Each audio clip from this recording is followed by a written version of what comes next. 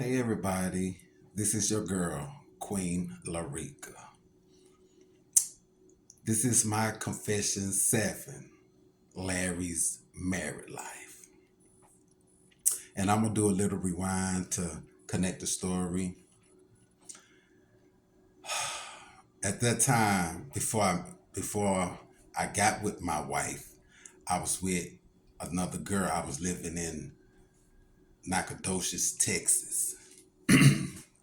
And I was down there working 2 jobs, but my my life was a mess because I was on drugs heavy. And me and this girl, I didn't want to be with this girl no more because I hated myself. I was burying myself with drugs and not loving her, giving her the love that she needed. So one day, my we wasn't married at the time. She had ended up calling me. Well, ended up sending me a text message through Messenger. And I responded because at first I didn't recognize her because it was so long ago, since I have seen her. So I had called her. I asked her, who is this? She told me, and the name couldn't ring a bell. That she had told me that me and her both attended church at True Bible Way and Clark Apostolic Church in Clarksdale, Mississippi. And she described who she was, and I'm like, oh, okay. I said, yeah, I remember you. So, we just started talking and all this and that. So I was talking to her privately, secretly, while I'm dealing with the girl that I'm originally with. So as time went on, me and her was conversating, every day, every chance we got, we talked. So she didn't know that my drug life was my life, but I hated myself. So she was a perfect opportunity for me to escape because she has a very solid religious background. So I knew if I'm gonna get myself clean, I know she'd be the right one for me. Cause you know, I want to be free. I want to be free from the drug life because I hated myself. I couldn't be myself. So it came down to it that I told the girl that I was with that I'm leaving and all this and that. And my wife at the time, that which wasn't my wife, she drove all the way from Mississippi, came all the way to Texas, got a room at the hotel in Texas. And the girl that I was with, I told her to drop me off at the hotel. She dropped me off at the hotel, and she was there waiting on me. So we spent the night. So I spent the night with her. To make a long story short, I mean, me and her was talking for a while. I remember the chemistry that we used to have and all this and that. I mean, it was just like old times. She was way younger than me. I met her when she was 15. I was 21. But we grown now. So we drove all the way back to Bruce, Mississippi. And, we was, filling each other out and all this and that. And I'm like, whew, I got away from Texas. And I got away from her, the other girl. So me and my wife, that wasn't my wife at the time, I mean, talked about a lot of hidden secrets, and she told me one hidden secret about hers. And that was pretty much made me want to marry her because I knew since she have a background like that, I knew that I could tell her and maybe I could come on out. So I proposed to her, and she said yes. So we ended up eloping in, I think it was in Oxford, Mississippi, because we was living in Bruce. And on the night of our honeymoon, it was time to consummate the marriage. And she came out in a sexy ass lingerie. She was looking so good. I was stunned. But on the inside, I didn't want to have sex with her as Larry. I wanted to I wanted Larika to come out. I mean, she was looking so beautiful. And what she had on, that I mean, I was kind of jealous in a sense because she looked good in that lingerie. And I just wanted to, I really wanted to make our honeymoon, very special. But at that particular time in my life, I really didn't want to have sex with women no more. It was boring to me. So I remember that night that we were struggling. We were struggling that night. I mean, I'm drinking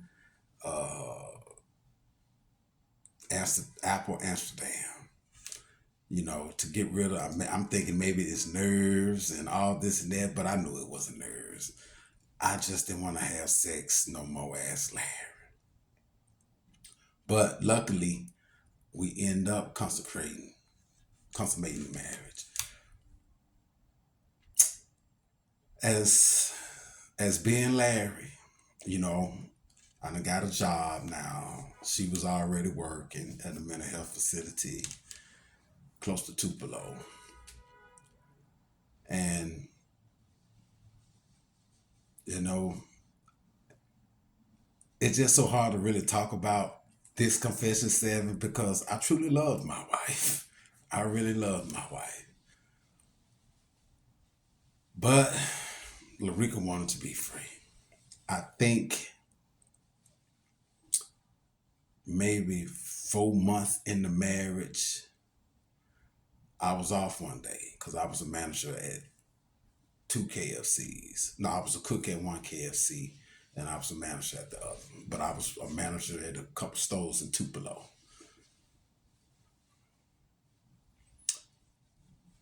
My wife, she was at work one day and I was in the living room. I can't remember what I was doing. Maybe watching TV or probably eating a sandwich. But all of a sudden, I felt this urge to put on her clothes and to put on her wigs because my wife is a sharp dresser. And I admire that I had a beautiful wife that was very neat. But on the inside of me, it was Larika. I just kept hearing those clothes calling me, Larry, Larry. And I got up and I walked to our bedroom and I stopped at the door and I was looking around. I said, no, no, no, no, no, no. I'm really trying to fight this thing. Because what a lot of people don't understand, when you're born in the wrong body, we have we have to dress in our true nature. And at that particular time, that was a different fucking feeling for me because it was hard for me to fucking control Larika. She, I knew, I knew then that this is something different. This is something serious because usually I could fight it. I couldn't fight Larika on this one. So my wife, she had her wig on the mirror on the dresser on the corner at the top. And I grabbed it, I picked it up, and I was like, Lord, have mercy on me. I said, why am I having a hard time? I can never shake what's on the inside of me. So I put the wig back up and I went to the closet. She had a closet full of clothes. And I just started touching the fabric of her dresses and all this and that. And it just felt so fucking good to touch women's clothes. No lie. I really went through this life. And I sat on the bed and I'm just shaking my head. I'm like, oh my God, I gotta come out. Because I can't control her. And I started to panic. I started to worry.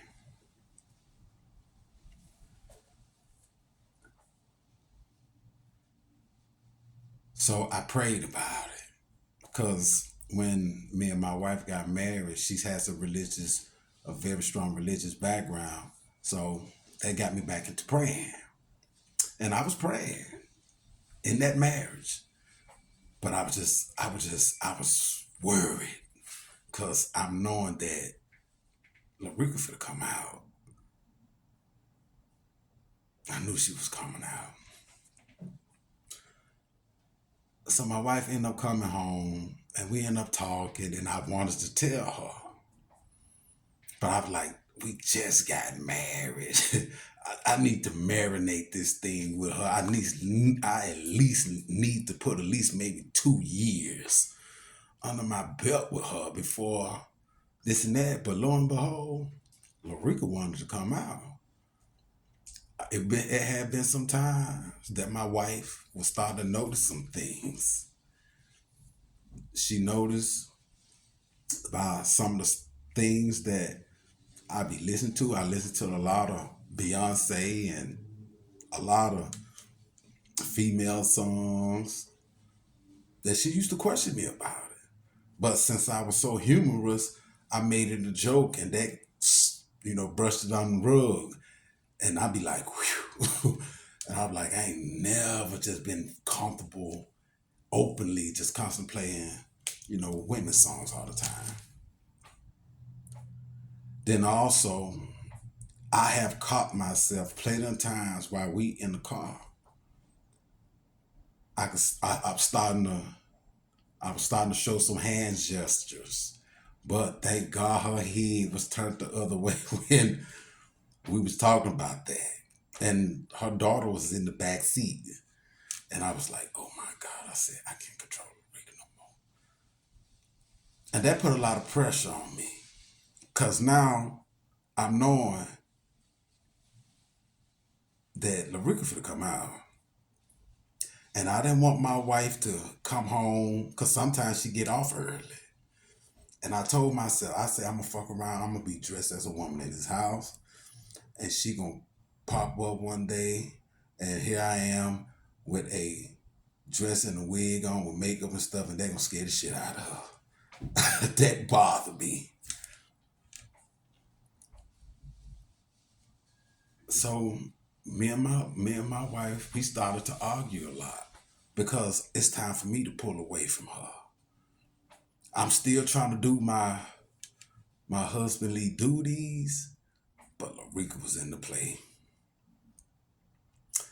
Our sex life was so fucking mediocre, and knowing the type of person or how I used to be, I never wanted to have sex with my wife, not one time.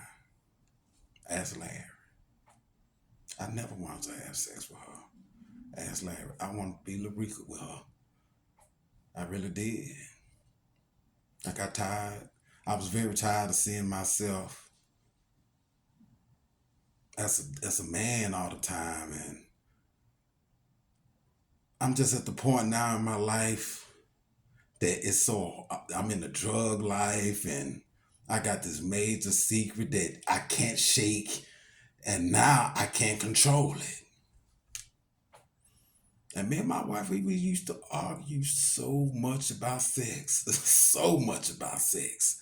And then it came out that I was cool with not having sex with her, and she used to think I was cheating and all this and that. But I wasn't even cheating. I never cheated on my wife. She probably don't believe that to this day until I called her and told her afterwards. But I told myself the next argument that me and my wife gonna have, I'm gonna tell her that I'm through because it was time to go. While my wife in the bed sleep, I'm up at night, sometime at 5 o'clock to 5 o'clock in the morning, thinking about how can I get out of this marriage with her. So I did everything in my power to sabotage my marriage. I put pressure on her, same way how I did with my baby mama. I started to hang out late, going to Clarksdale, Mississippi, get high, just doing anything. And it came to one day, I was minding my own business. I'm coming down from a high. I done worked hard for the last 3 weeks. I'm tired. She came in there and wanted to talk to me, and I didn't want to talk. I said, look, I threw my hands. I said, look, it's time to sign on papers, baby. I'm done. I can't do this. And she was trying to talk to me. I'm like, no. I said, baby, it's time for us to separate. She calmed herself down and she agreed. So we ended up going to the courthouse. We signed a separation decree. After, I think, 60 days, that's when the divorce is final because, we have a chance that we could get back together and reconcile. So I end up going back to New Orleans so Marika could really come on out the way she did back in the day. So I got the truck. I kissed my stepdaughter goodbye. My wife, she had went on and went to work. And I left. Went to New Orleans, and I was happy to leave that motherfucking wife of mine because my wife was fucking bipolar, and that was putting a lot of pressure on me too because I ain't used to dealing with a female that is fucking bipolar because my wife was a evil ass wife. But anyway, I went back to New Orleans, back to the third ward, met everybody, but this time I got in my mind, Larika's hatching. I got to give me a place so she could hatch, so she could come on out. So I had got into this program that they'll help you as long as you work it. And I got a job as soon as I made it to New Orleans because I already was a manager. So they transferred everything and I ended up getting hired at the KFC and on General de Gaulle on the West Bank. I wasn't calling my wife or nothing. I mean, a month had passed, so it was 30 days left. And one day I was at work, my wife called me. And she was at her hair salon. She was all trying to be all nice and talkative. I'm like, girl, why you calling me? She was like, I was up in I'm up in the hair salon and a lot of women was talking about, that they was divorced from their husband, but they still friends with them and all this and that. And I just want to be friends. I told her, girl, we separated. I don't want to be no friend. I mean, girl, go on with your life. I'm like, I can't deal with the marriage, being married with you. I'm like, girl, you crazy than a motherfucker. I was putting all the blame on her, but also it was Larika. So she was like, I just wanted us to be friends and all this and that. I said, I don't know about being friends, Carlotta. I said, we done tried. I said, I really tried.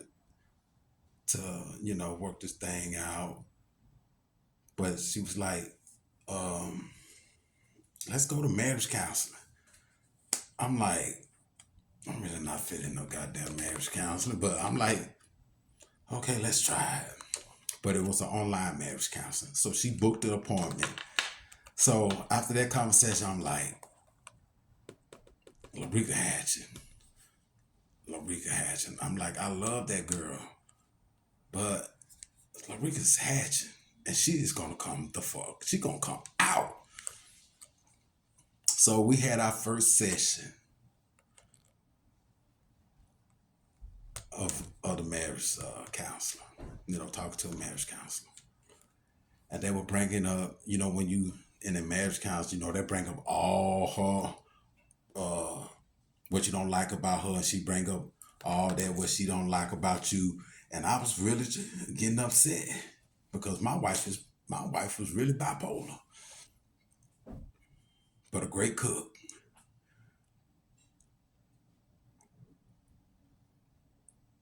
So we went through the first session and we was getting ready to have our next session when I was dealing with two women at the time. And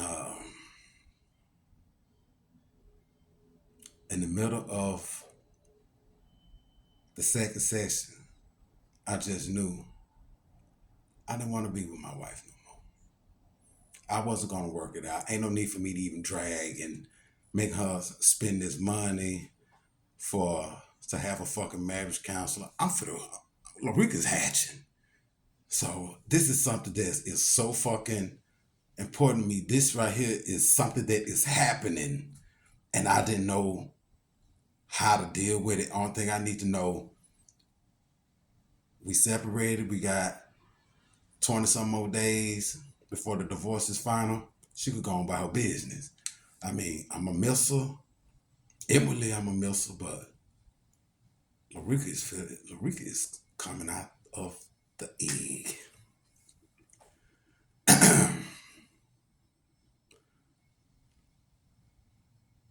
And it just came down to it that when I was dealing with them other women, I enjoyed every last one of them because it's just something special about the women down there in New Orleans. They very aggressive, and I found out that Larika was Larika is attracted to aggressiveness now. Cause I used to be the aggressor all the time or being romantic and all this and that. That wasn't a part of me no more. I was burnt out on that. But when I was with these two girls, I didn't have no problem knocking their back loose. So I end up getting my own place now. And I moved on the West Bank.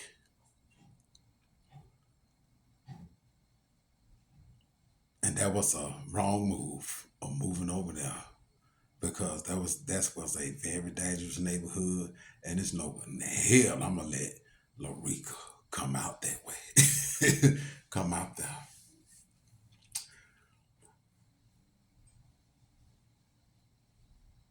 So when the hurricane Ida hit, to make a long story short,